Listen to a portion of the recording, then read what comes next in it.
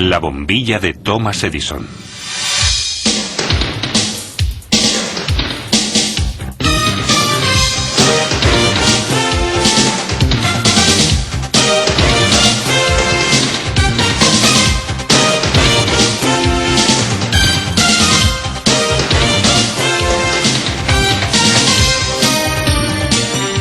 Convertir la noche en día. Con el descubrimiento de la luz eléctrica en el siglo XIX, el sueño se hizo realidad. Uno de los grandes inventores de América hizo más que ningún otro por conseguirlo. En su época, Alva Edison tuvo la visión de la electrificación de nuestro planeta. A él le debemos la primera central eléctrica de la Tierra y la primera bombilla apta para el mercado. Edison alcanzó el éxito tras años de trabajo cuando consiguió que su primera bombilla luciera durante casi 2 días y 2 noches.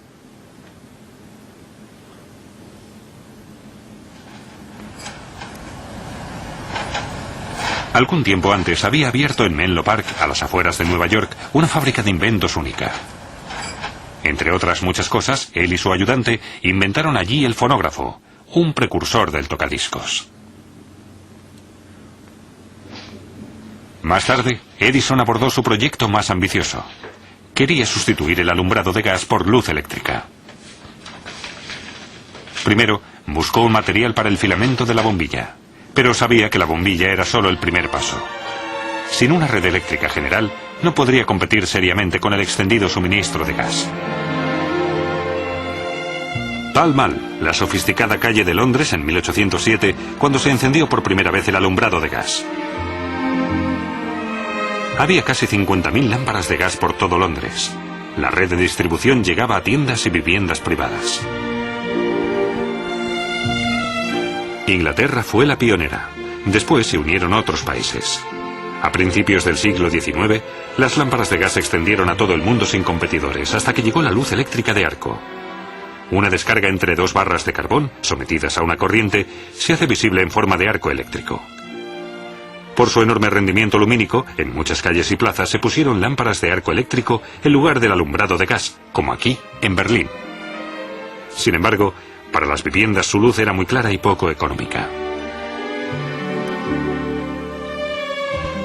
Heinrich Goebel había creado una fuente de luz para interiores, pero nadie lo sabía. El alemán vivía en Nueva York y era relojero. En 1854 fabricó la primera bombilla de luz eléctrica del mundo. El filamento de bambú que introdujo en su interior lo sacó de su bastón. Goebel no solicitó la patente de su invento, lo que lamentó amargamente un cuarto de siglo después cuando supo del trabajo de Edison en Menlo Park.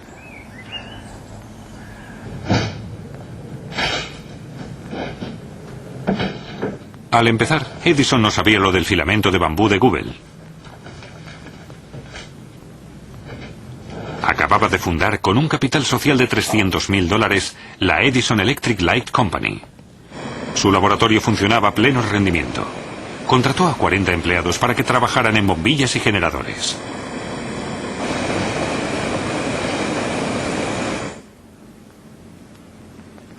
Edison solía intentar relajarse tocando el órgano. Le agobiaba la presión del tiempo. Había declarado a la prensa que pronto llevaría la luz eléctrica a todos los hogares. Se precipitó al hacerlo, pues la investigación básica aún estaba en pañales. Hasta entonces nunca se había conseguido crear un vacío suficiente en el matraz de la bombilla. A veces, los empleados de Menlo Park no salían del laboratorio en días. Pero el más incansable era el propio Edison. Confiaba en su enorme don para la técnica y había invertido todo su dinero en su propósito de ofrecer al mundo la luz eléctrica.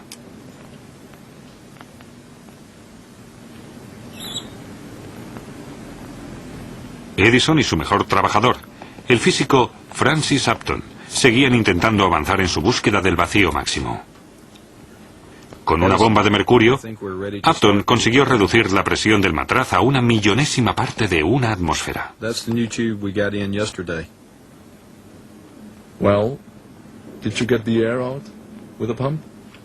A Edison y a Upton les preocupaba ahora el tiempo de duración de la bombilla. Aún no habían encontrado el material adecuado para el filamento. Okay. Con cada intento, una nueva esperanza.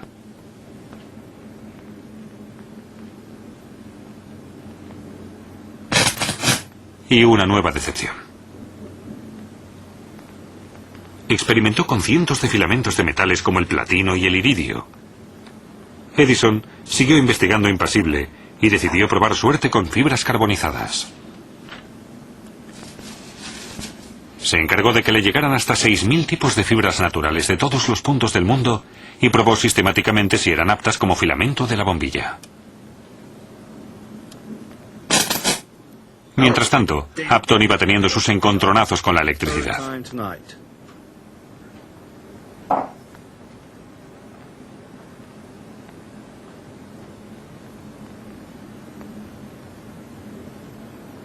Las noches en Menlo Park se hacían cada vez más largas.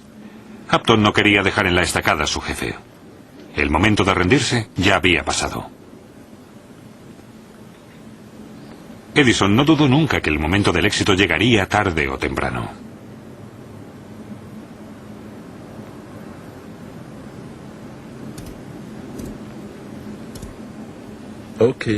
Y llegó. Después de casi 2.000 intentos, la noche del 21 al 22 de octubre de 1879. Con algodón carbonizado como filamento, la bombilla de Edison se iluminó durante más de 40 horas sin interrupción. La era de la luz eléctrica había comenzado.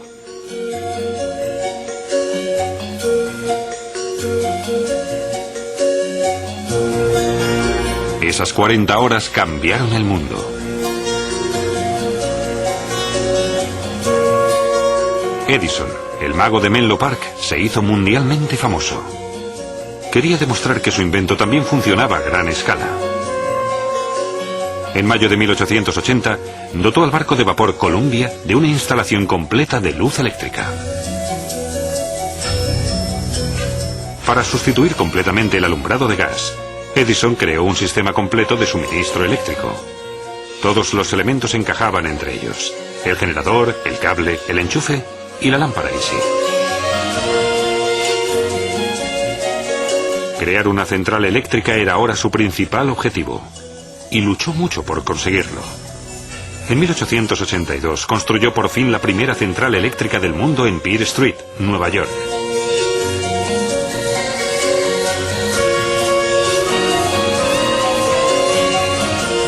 Cada uno de los generadores de vapor, llamados jumbos, pesaba 27 toneladas y generaba una corriente de 110 voltios, la misma que se utiliza en la actualidad en muchos países.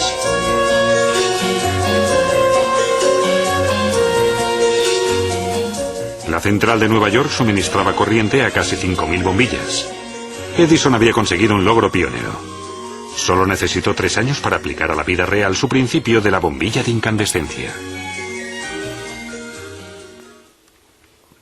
Lo complicado era que el filamento tenía que encenderse lo máximo posible, pero sin llegar a prender en ningún caso. El filamento es un conductor eléctrico.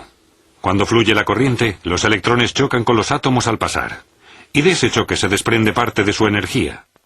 Como consecuencia, la agitación de los átomos es cada vez mayor y el filamento conductor se enciende.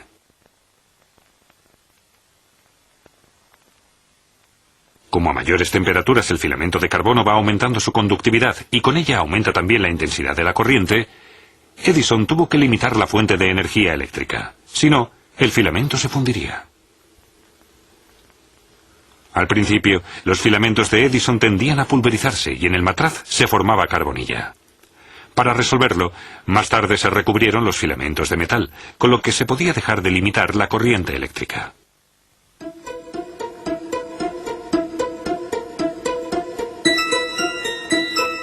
La bombilla de incandescencia se convirtió enseguida en un artículo codiciado y producido en masa por todo el mundo. Su duración y su eficacia lumínica aumentaron enormemente con los filamentos metálicos de wolframio, con una temperatura de fusión de 3.000 grados. Una eficacia aún mayor permitió en los años siguientes una nueva forma de filamento, la espiral.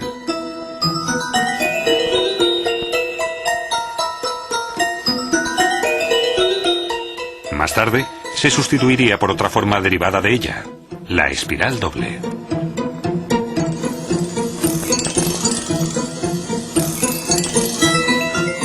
En 1887, Edison abrió una nueva fábrica en West Orange, Nueva Jersey.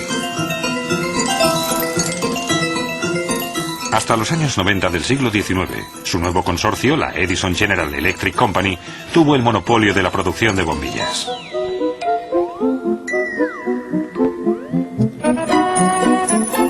Con la bombilla, Thomas Alva Edison se convirtió en un gran empresario, al tiempo que sentaba las bases para un proyecto gigantesco, la electrificación de la Tierra.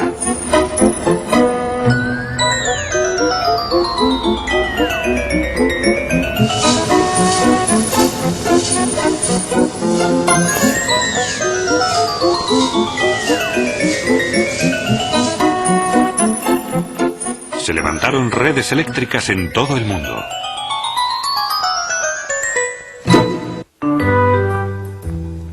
Y junto a las bombillas, surgieron cada vez más aparatos eléctricos para uso doméstico. La gente se acostumbró enseguida a las comodidades de la era de la electricidad.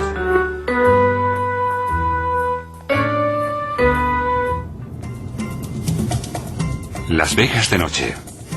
Hoy en día sabemos que la bendición de la electricidad tiene su precio. El uso irresponsable de energía eléctrica es uno de los mayores problemas de nuestro tiempo. Casi todos los tipos de producción de energía son perjudiciales para el medio ambiente o conllevan algún riesgo. Ahorrar energía, una obligación de futuro, pues la energía eléctrica es necesaria para mantener más cosas aparte de nuestras costumbres. La electricidad es un motor para la técnica y la cultura.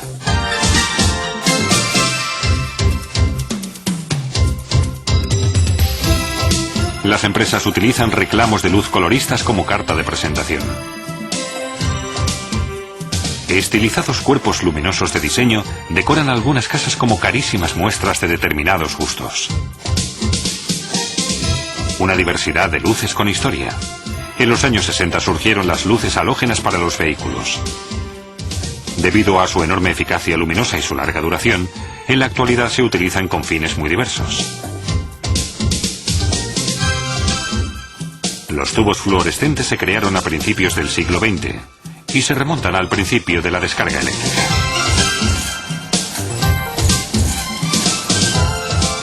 Duran más que las bombillas y aprovechan mejor la energía.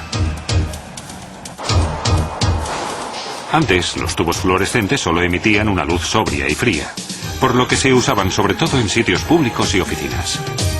Desde entonces, han surgido tubos de diversas formas y luces más cálidas. Del tubo fluorescente original surgió la bombilla de bajo consumo. Puede tener una duración de varios años y utiliza mucha menos energía que cualquier bombilla anterior. Un paso en el sentido adecuado. Pero la bombilla de bajo consumo aún no ha conseguido desplazar a la antigua bombilla de Edison. En 1929 se celebró el 50 aniversario de la bombilla eléctrica de Thomas Alva Edison. Con ese motivo, el rey de los inventores volvió a visitar sus fábricas. 2 años más tarde, falleció.